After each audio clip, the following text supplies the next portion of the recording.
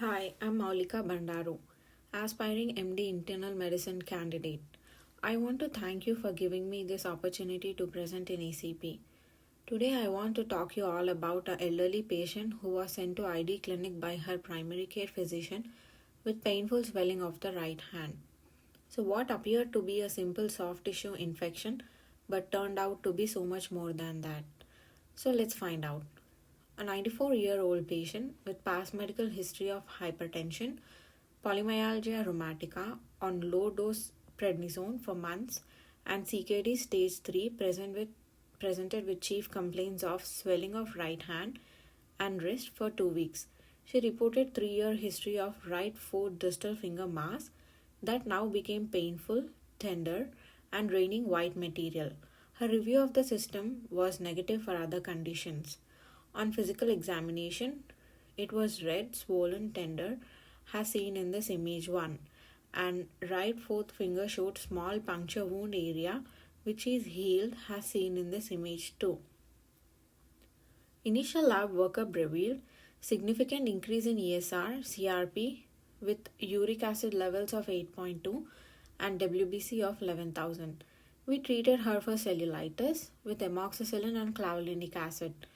We did not see any improvement, and based on the physical examination findings and lack of response to antibiotics, we considered the possibility of crystal arthropathy like gout and started her on prednisone. But in the next visit, swelling and redness extended up her arm and olicranon bursa as seen in this image 3.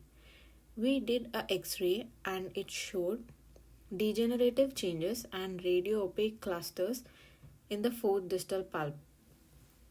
Considering gout, we escalated the dose of prednisone and unfortunately there was no clinical improvement. We then decided to do an MRI and it showed multiple joint effusions, tenosynovitis and fluid in the extensor compartment. We thought it was persistent gout and started on anakinra. But sadly, symptoms still persisted. On the follow-up visit, aspiration from olicranon bursa was sent for culture and it grew rapid growing atypical mycobacteria. She was then started on cefoxitin, meropenem and levofloxacin empirically and there was significant clinical improvement.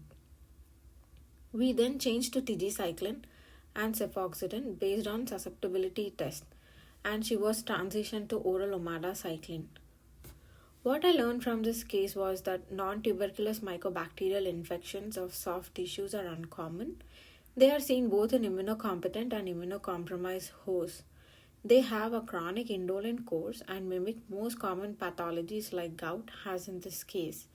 Hence, high index of suspicion and timely identification of etiologies is important. A personal reaching point what I thought about was always rule out infection before starting or escalating immunosuppressive medications. Thank you.